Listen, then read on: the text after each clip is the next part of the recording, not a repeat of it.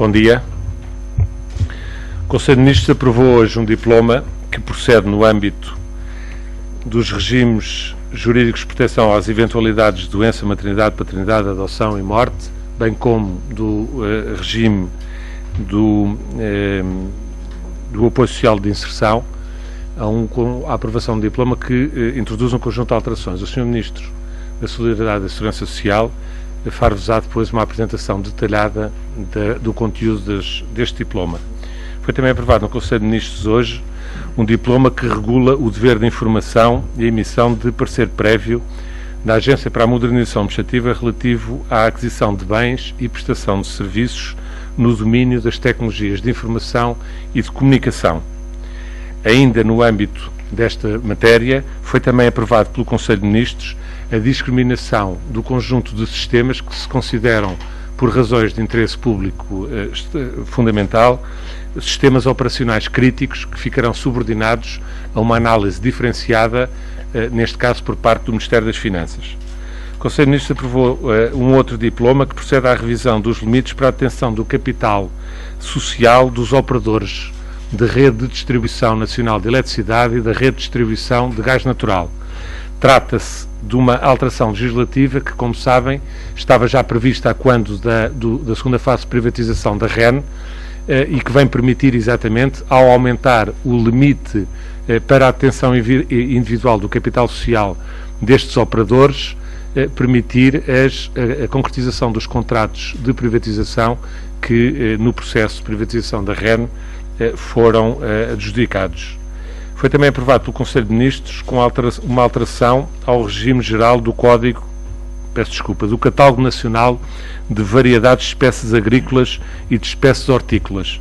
Trata-se, neste caso, de um diploma técnico que tem que ver com a transposição de diretivas comunitárias. No âmbito do PREMAC, foi hoje aprovado mais um diploma, neste caso a orgânica da Direção-Geral das Atividades Económicas, no âmbito do Ministério da Economia e do Emprego. Foram também aprovados hoje no Conselho de Ministros 3 acordos internacionais. Foram também aprovados no Conselho de Ministros 3 acordos internacionais. Parece que há algum problema de interferência.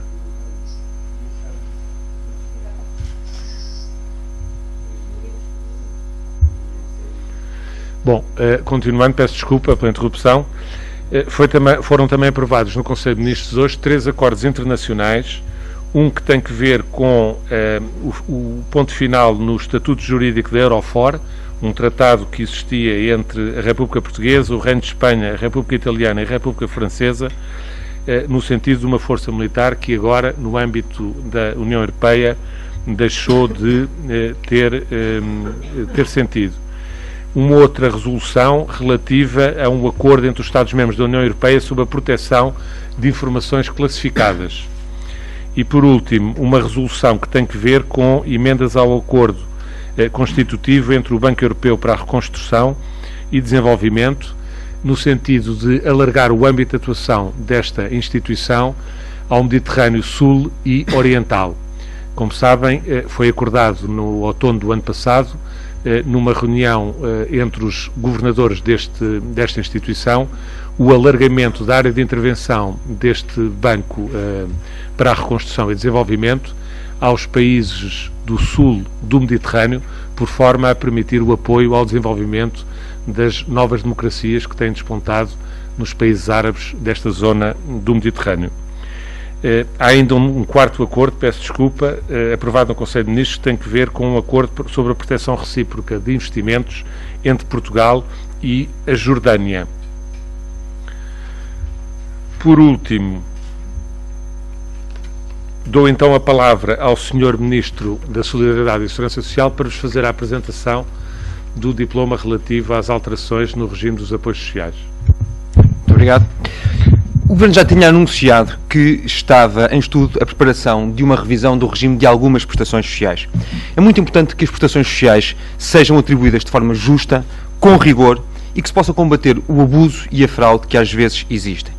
Um euro mal gasto em prestações sociais é sempre um euro retirado a quem é mais fraco e a quem está mais desprotegido.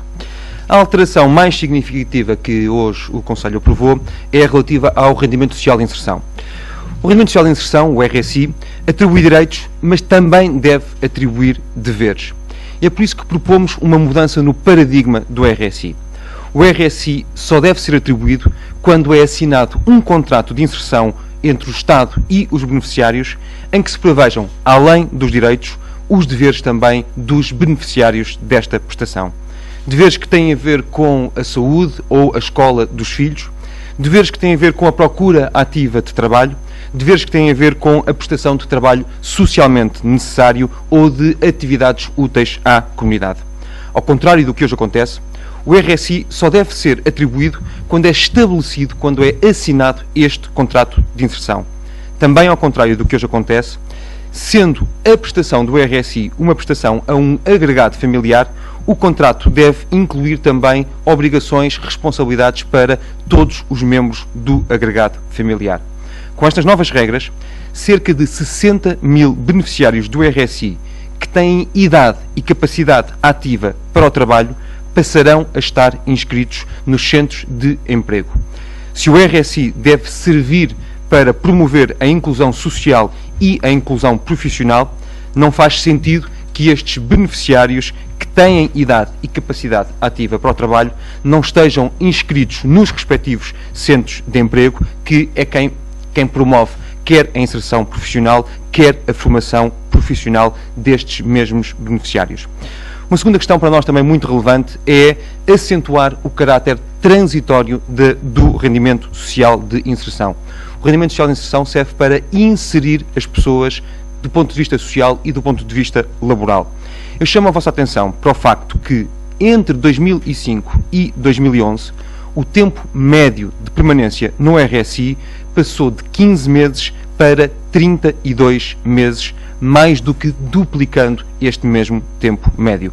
Assim, o contrato de inserção passará a ter uma duração de 12 meses e, se no final deste prazo o beneficiário quiser continuar a oferir esta prestação, tem de apresentar um novo requerimento, tem de apresentar novamente os seus rendimentos e terá de fazer um novo contrato de inserção mais adequado à sua realidade. Mudamos ainda algumas condições de acesso a esta mesma prestação. Para se receber RSI, será necessário para os cidadãos nacionais ou comunitários residir em Portugal há pelo menos um ano e, no caso de cidadãos estrangeiros, há pelo menos 3 anos. Alteramos também a condição de recursos, reduzindo o valor dos depósitos bancários de 240 IAs, que é o que atualmente a lei prevê, cerca de 100 mil euros, para 60 IAS.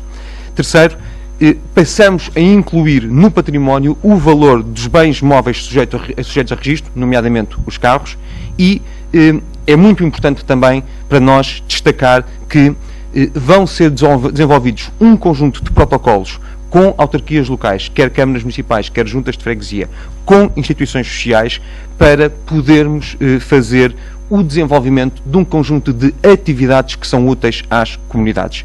Estas atividades promovem a integração social e laboral dos beneficiários, promovem o estabelecimento de hábitos de trabalho e, muito importante também, servem exatamente para ajudar, de um ponto de vista muito direto, muitas comunidades que precisam de intervenções locais. Queremos, nesse sentido, replicar algumas boas experiências que já existem, que são úteis às comunidades e que também trabalham muito a inclusão social e laboral destes mesmos beneficiários.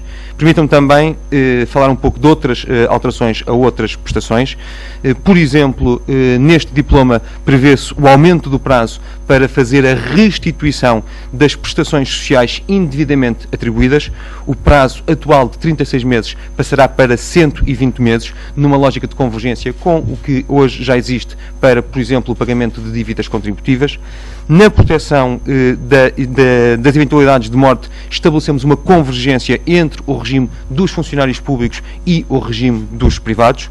No subsídio de doença, o Governo avança com uma proposta que, no essencial, recupera o regime de 2004 e que estabelece uma diferenciação nas baixas conforme a sua duração. Até agora, o regime era semelhante nos primeiros 90 dias. propomos, nesse sentido, a introdução de um novo regime até aos 30 dias, garantindo aqui que, efetivamente, não se recebe mais estando em situação de baixa do que se poderia receber estando a trabalhar. Neste primeiro regime, até aos 30 dias, propomos que a remuneração de referência passe a ser de 55% e que no restante, entre os 60 e os 90 dias, passe a ser de 60%. Nós verificamos que a maioria dos casos de abuso ou de fraude se verificam exatamente nas baixas de curta duração, nas baixas do primeiro escalão, e onde é muito difícil ao próprio Estado proceder a essa mesma fiscalização. Há, assim, uma maior diferenciação entre as baixas mais graves e as baixas menos graves e, assim, também garantimos maior rigor e maior justiça na atribuição destas mesmas prestações. Muito importante também é chamar a vossa atenção para a introdução da diferenciação de situações mais vulneráveis em que há uma majoração de 5%. É o caso dos trabalhadores com rendimentos iguais ou inferiores a 500 euros, é o caso dos trabalhadores que, estando ao oferir abono de família, tenham 3 ou mais filhos, ou o caso de trabalhadores com deficientes no seu agregado familiar. Ficamos então à vossa disposição para esclarecimentos que nos queiram colocar.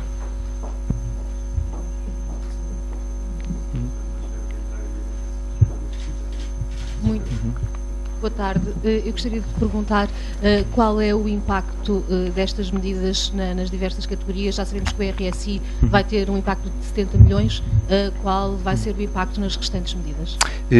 Como sabe, estas medidas não são medidas novas. O Governo já vinha a preparar estas medidas há algum tempo. Na altura da apresentação do Orçamento de Estado para 2012, dissemos claramente que a previsão do Orçamento de Estado de 2012 já contemplava estas medidas e, por isso mesmo, remeto para o próprio Orçamento de Estado, onde em cada uma destas categorias já estão inscritas o que é que o Governo prevê gastar ao longo deste ano e que já contempla a existência destas mesmas medidas.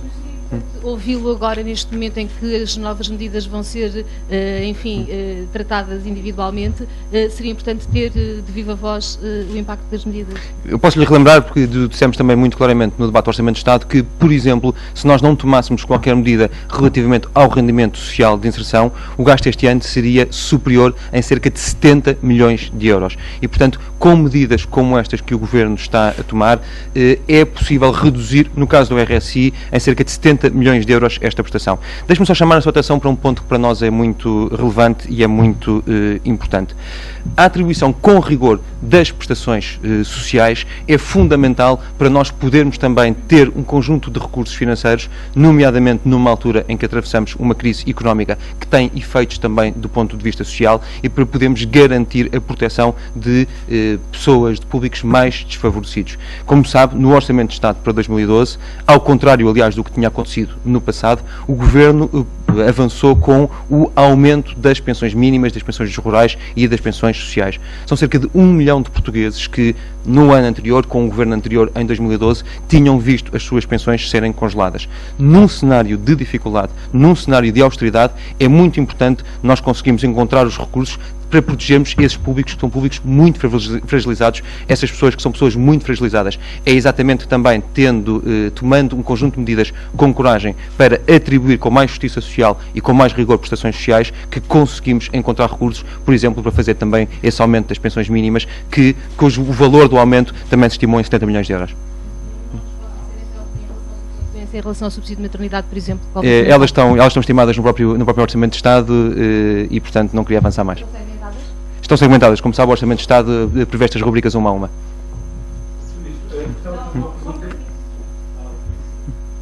Estás em direto?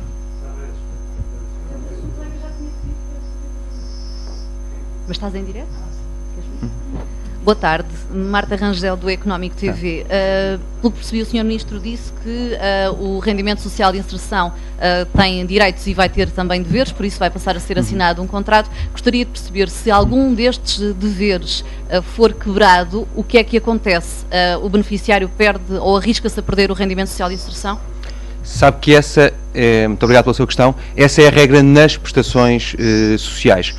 As prestações sociais, nomeadamente as que implicam procura ativa de emprego, quando isso não acontece, os beneficiários perdem direito a esta mesma prestação. Gostava só de chamar a sua atenção para um ponto.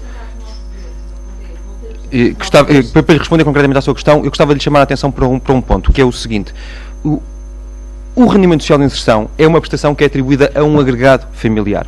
O que nós queremos, a mudança de paradigma que nós agora propomos, é que essa atribuição só aconteça quando é assinado um contrato de inserção, e o Estado tem de fazer esse contrato de inserção em 60 dias, e nesse contrato de inserção, especificamente para aquele agregado familiar, haverá um conjunto de obrigações, um conjunto de deveres. Eu gostava de chamar a sua atenção para uma alteração que é muito significativa. Anteriormente, estas obrigações não cobriam o agregado familiar, e isso levou a que hoje cerca de 60 mil pessoas que têm idade e têm disponibilidade ativa para trabalhar não estejam inscritos nos centros de emprego e, portanto, nesse sentido, não tenham de fazer uma procura ativa de emprego ou, por exemplo, frequentar ações de formação profissional. O Governo assume de uma forma muito clara, e eu gostava de chamar a atenção desse ponto, que nos próximos meses acontecerá um acréscimo de inscritos nos centros de emprego, exatamente porque nos parece importante, numa lógica de inserção social, que se as pessoas estão a beneficiar do rendimento social de inserção, tenham também essas obrigações, tenham também esses deveres. E, portanto, nesse sentido, o que o Governo agora prevê é que as pessoas passem a estar inscritas nos centros de emprego e, estando inscritas nos centros de emprego, tenham obrigatoriamente de aceitar trabalho, tenham obrigatoriamente de aceitar ações de formação profissional. Se não aceitarem trabalho, se não aceitarem ações de formação profissional, perdem o direito à prestação. Estamos em direto agora para a SIC. Até que ponto é que o sistema de pensões está em risco, e isso pode ver-se também no orçamento retificativo, e de que forma é que isso levou ou motivou o congelamento das reformas antecipadas? Tomarmos medidas como estas ou outras que o Governo tomou serve exatamente para salvaguardar a sustentabilidade da segurança social. Sabe, este Governo está empenhado em tomar medidas, não é para as próximas eleições, é para as próximas gerações. E, portanto, medidas como estas e outras servem exatamente para salvaguardar essa sustentabilidade. Pensões, é isso, Sr. Ministro? Há uma mudança forte no paradigma do que é o rendimento social de inserção. O rendimento social de inserção atribui direitos, mas também tem de atribuir deveres. E é exatamente por isso que o Governo propõe que o rendimento social de inserção só passe a ser atribuído a partir do momento em que há a assinatura de um contrato entre os beneficiários e o Estado, contrato esse que tem de ter um conjunto de deveres relativos, por exemplo, à educação e à escola, à educação e à saúde dos filhos, relativos, por exemplo, à procura ativa de trabalho, ou relativo, por exemplo, à necessidade de prestar atividades que sejam úteis à comunidade. Eu gostava de chamar a vossa atenção que este contrato, uma vez que o rendimento social de inserção é uma prestação para toda a família, também deve ter um conjunto de obrigações para toda a família. Neste momento, nós conseguimos verificar que há cerca de 60 mil beneficiários do rendimento social de inserção que, tendo idade e capacidade ativa para o trabalho, não estão inscritos nos centros de emprego e que, nesse sentido, não são chamados para ações de formação profissional ou não lhes são oferecidos postos de trabalho. Isso nós entendemos que é um erro, até porque não permite a inserção social destas mesmas pessoas. Com as regras que hoje foram aprovadas, isso mudará e estas pessoas passarão a ser sujeitos de ações de formação profissional e de procura ativa de emprego. Esse ponto para nós é um ponto muito importante para moralizar a prestação e para garantir verdadeiramente uma inserção social destas mesmas pessoas. Avançou também para o congelamento das reformas antecipadas na função pública. Essa matéria é uma matéria sobre a qual já foram prestados esclarecimentos, não é uma matéria que tenha sido discutida hoje em Conselho de Ministros e, portanto, nem sequer é uma matéria que tenha diretamente a ver com a segurança social. Esclarecer sobre esse assunto. Não é uma matéria que tenha sido hoje discutida e, o mais importante, como sabe, sobre essa matéria, eu próprio já tive a oportunidade de falar e, portanto, remeto para essas declarações. Incluíam uma salvaguarda para os salários até aos 500 euros, isentando-os de cortes nos subsídios de doença, nestes cortes que estão agora previstos. Mantém-se essa proposta ou, ao contrário do que os parceiros sociais disseram, que tinham esperança que esse plafond poderia ser aumentado talvez até aos 750 euros de salário? Nós mantemos essa proposta, garantindo sempre que depois há uma atualização deste valor. É para nós importante, nesse sentido, salvaguardar sempre situações que são situações mais difíceis e, portanto, nesse sentido, mantemos esse valor, assegurando sempre a sua atualização ao nível também que vão sendo atualizadas as prestações e o indexando dos apoios sociais. Cristina Oliveira da Silva, do Diário Económico. Eu gostaria de saber quando é que estas medidas entram em vigor, se está previsto que entrem todas simultaneamente e quando é que o Governo prevê que isso aconteça, e depois gostava de saber quais são as alterações que se vão aplicar aos atuais beneficiários e quais as alterações que se vão aplicar apenas a futuros beneficiários das prestações sociais. Para responder à sua questão, o diploma prevê uma entrada em vigor no mês a seguir à sua publicação. Como sabe, a regra nas prestações sociais é que, em princípio, as normas vigoram para o futuro, portanto, quem recebe hoje um conjunto de prestações mantém essas mesmas prestações. Chamo, no entanto, a sua atenção, por exemplo, no caso do rendimento social de inserção, que é uma prestação que implicará sempre essa mesma renovação, que possa haver aqui um efeito das pessoas terem de vir declarar aqui os seus novos rendimentos e, portanto, que haja uma reapreciação desses mesmos casos. Mas, como é óbvio, o impacto disto é sempre um impacto para o futuro. Lopes, do Público. Quando fala nos beneficiários do RSI que já estão a receber, essa reapreciação será feita quando o subsídio terminar, ou há uma data estipulada para essa reapreciação para toda a gente? E a segunda pergunta é se poderia explicar melhor quais é que são as alterações nos regimes jurídicos de proteção da maternidade e paternidade. Muito obrigado. Sabe que relativamente ao RSI, introduzindo aqui uma nova condição de recursos, introduzindo aqui uma nova condição para aceder à prestação, terá de ser feito neste momento o recálculo das prestações, exatamente para saber se as pessoas estão ou não a preencher essas novas condições de recurso e, portanto, esse recálculo terá de acontecer agora e aplicar-se-á para o futuro a estes mesmos beneficiários. Relativamente à outra questão que me coloca sobre os subsídios de parentalidade, o que o Governo faz é, seguindo uma recomendação, ou melhor, seguindo duas recomendações do Sr. Provedor de Justiça, introduzir duas correções pontuais nesse regime. A primeira é uma correção que visa garantir que nenhuma mulher trabalhadora grávida que perca o seu posto de trabalho antes de estar a receber esta prestação, deixe de receber o subsídio de maternidade. Como sabe, isso hoje é um erro da lei. A lei hoje não prevê que, se alguém perder o seu posto de trabalho, se uma mulher trabalhadora perder o seu posto de trabalho, possa receber subsídio de maternidade. Corrigimos isso nesse sentido. A outra correção que fazemos, não tocando na taxa de substituição, no valor do subsídio de maternidade, é só que garantir que, efetivamente, independentemente da altura do ano em que o subsídio é requerido, que ele corresponde a 100% a remuneração bruta de quem requer esta prestação. Era também uma questão que tinha sido levantada pelo Sr. Provedor de Justiça e que nós aproveitamos agora para poder corrigir. Bloomberg News, esta pergunta seria para o Sr. Secretário de Estado, Marcos Guedes, e peço desculpa por mudar o tema, mas há 2 meses eu perguntei-lhe como é que estava a andar o processo de privatização da TAP, disse que o Governo estava a trabalhar agora nesse dossiê. Já houve manifestações de interesse por parte da dona da British Airways, a IAG, e queria lhe perguntar qual era o ponto de situação da privatização, se tem de facto recebido propostas e se recebeu uma proposta da IAG ou outras propostas de outros interessados na TAP. Eu agradeço a sua pergunta, mas lamento ter de não conseguir satisfazer a sua curiosidade, por uma razão muito simples, que eu também já aqui referi várias vezes. Os processos de privatização não correm no Conselho de Ministros.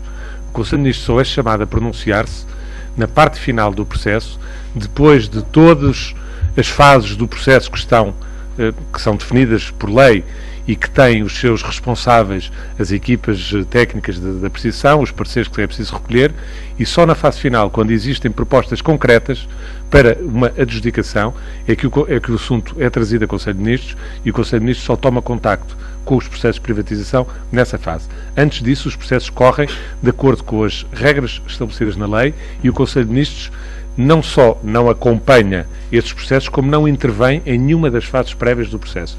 A TAP, de facto, ainda não chegou à fase de vir a Conselho de Ministros e, portanto, eu não consigo, percebo as questões que está a colocar, mas não lhe consigo dar respostas.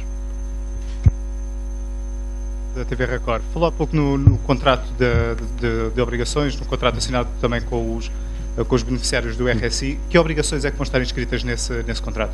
Quais serão as obrigações desses beneficiários? Obrigações relativamente à educação dos filhos.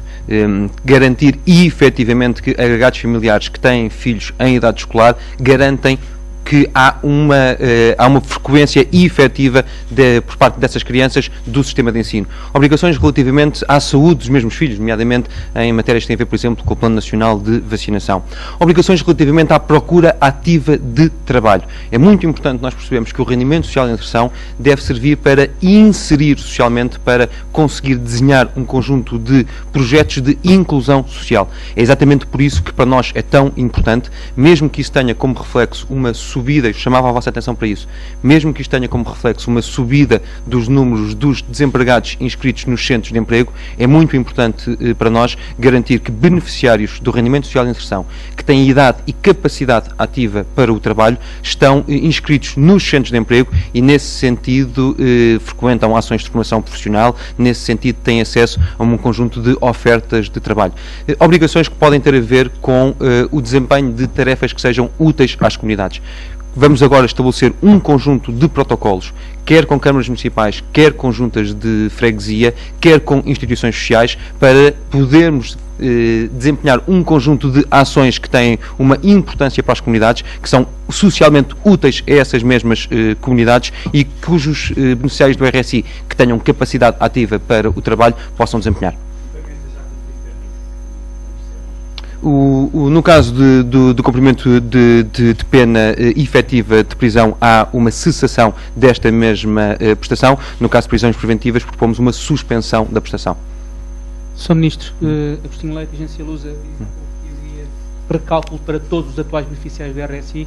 O que eu pergunto é se, consequentemente, haverá também um novo contrato para todos os atuais beneficiários do RSI, ou seja, se o recálculo pressupõe também novo contrato, assinatura de novo contrato.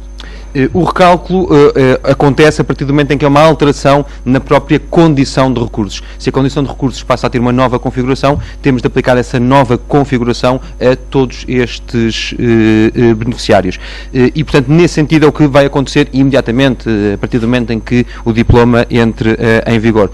A assinatura de novos contratos de inserção, nós prevemos que possa acontecer mais ao longo do tempo, nomeadamente na altura em que há uma substituição ou em que há uma nova entrada no sistema, em que alguém requer. Para nós é muito importante garantir exatamente isso e é por isso que o prazo para se assinar, para se estabelecer esse contrato de inserção, passa a ser um prazo de 60 dias, que passa a ser obrigatório para o Estado, mas para nós é muito importante garantir de facto isto, que é uma mudança de paradigma no RSI, em que a prestação só é atribuída quando as pessoas assinam este contrato de inserção e se comprometem também com o cumprimento deste mesmo contrato de inserção. Esclarecido, ou seja, a partir do momento em que há uma alteração no valor da pensão, o beneficiário é chamado para essa correção e se essa alteração implica automaticamente uma assinatura de um contrato de inserção. Como lhes tentei explicar, há uma diferença entre um recálculo do que é uma condição de recursos e o estabelecimento de um contrato de inserção que tem um prazo legal de 60 dias. Eu tinha mais uma questão a colocar. Eu gostaria de saber se hoje foi discutido em Conselho de Ministros o documento de estratégia orçamental e quando é que se prevê que venha a ser aprovado em Conselho de Ministros? O documento de estratégia orçamental, não, mas só um esclarecimento. Está-me a perguntar o documento de estratégia orçamental ou ao DEL? Não. Como sabe, eu pensei que, como sabe, até ao final do mês de abril o Governo tem que apresentar o quadro plurianual de execução orçamental para os anos, nomeadamente 2013, 2014 e 2015. Também esse assunto ainda não foi hoje discutido em Conselho de Ministros, embora tenha sido abordado, porque os trabalhos têm vindo a decorrer a um nível mais baixo antes do Conselho de Ministros, com o envolvimento de todos os Ministérios para a apresentação em tempo útil, e é uma matéria que o Governo aprovará antes do final do mês de abril. O Conselho de Ministros aprovará esse quadro plurianual antes do final do mês de abril.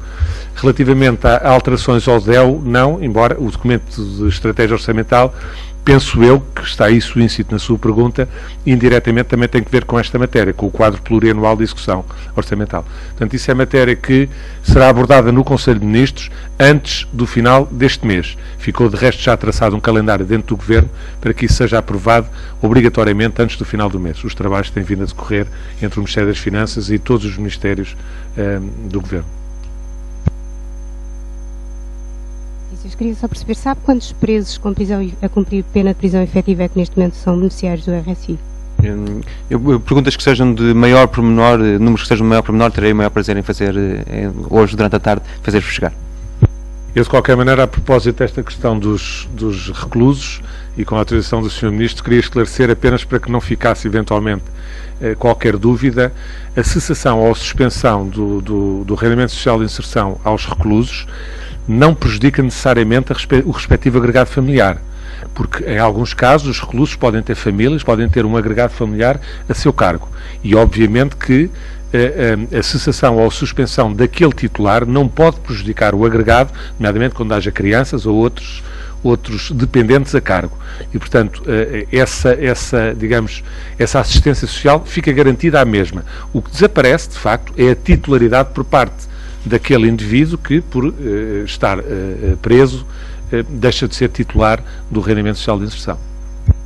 Gostava de perguntar se, tendo em conta que a Segurança Social atravessa uma crise de sustentabilidade para a qual estas medidas dificilmente serão suficientes, se o Governo admite o aumento da idade da reforma. Como sabe, essa matéria não foi discutida hoje no Conselho de Ministros. O que eu lhe disse há pouco foi o seguinte: esta medida e outras medidas visam exatamente garantir a sustentabilidade da segurança social. E é nisso mesmo que nós estamos a trabalhar. O Governo antecipa exatamente os cenários, não reage a esses mesmos cenários. Estas medidas são medidas exatamente para salvaguardar sustentabilidade no longo prazo da segurança social. Nós não estamos a governar a pensar nas próximas eleições, estamos a governar a pensar nas próximas gerações e é exatamente por isso que medidas como estas e outras servem exatamente para salvaguardar a sustentabilidade da segurança social. Estou a pensar no longo prazo. Foi por isso mesmo que eu já lhe respondi. Não, então a pergunta seria outra, desculpe-me. Se prevê no curto prazo medidas adicionais para salvaguardar a sustentabilidade da segurança social? Sabe que estas medidas o Governo já tinha, aliás, dito isso até no próprio debate do Orçamento de Estado de 2012, eram medidas que estavam em preparação, não são nesse sentido medidas adicionais. É exatamente por isso que estas medidas servem também para cumprir o Orçamento de Estado deste ano, porque já havia aqui uma previsão dos impactos que poderíamos ter e, portanto, nesse sentido, nós estudámos as matérias e agora apresentamos um diploma de forma global. Medidas adicionais, eu concluo. Já lhe disse claramente que estas não são medidas adicionais, porque são medidas que nós já vínhamos a prever e já vínhamos a trabalhar e que servem exatamente para também cumprir o Orçamento de Estado deste ano e dos próximos. Não se prevê medidas adicionais? Esta é a pergunta. Se não há mais questões, agradeço a vossa presença.